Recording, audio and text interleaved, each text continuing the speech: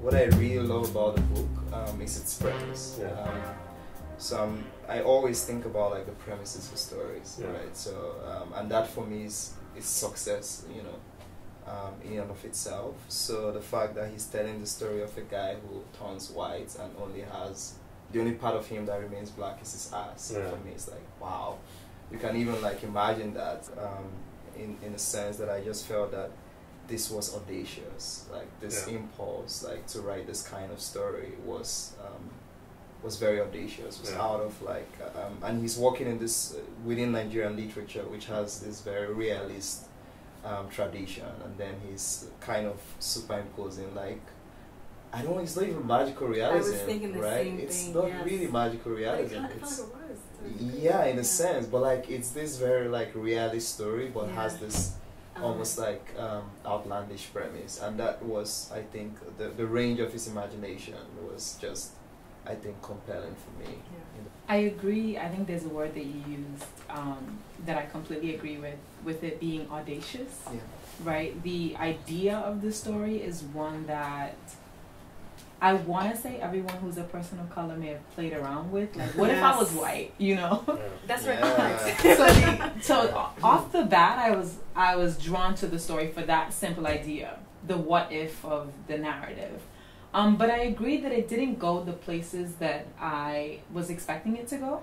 I think it's an interesting tale because we never really know, as persons of color, what is the privilege of being white and what that actually delivers in your real life.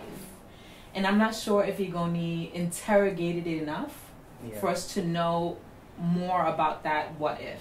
And I think it would be, I agree with everything you're saying, but I think it'd be kind of hard for him to do that as an author given the context of the story and where he was located. Like when he walked out of the house, the way in which people were looking at him, they didn't have too much interaction, so he had to stay within that context and be realistic as opposed to assuming what white privilege would be based on where Fuhrer was from. Yeah, you know? Yeah, exactly. And I think that, you know, there's a certain kind of whiteness that you can possess in Nigeria, right? Like, it changes and this based is on the location. yeah, actually. And I think that and just to go off on a tangent, I was talking with someone today about how, you know, like even up till now, to be white in Nigeria is a privilege, right? Like you're basically considered as someone who has arrived as a black person, as a Nigerian, if you're walking around with a white person. And you know, like I'm always thinking about how that's just like a messed up, you know, idea. So like if you're going to write a story about whiteness in Nigeria, there's certain kind of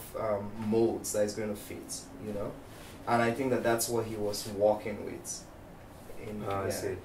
So do you think that thing of you have arrived because the company Haba had only been around, I think, 3 years, right?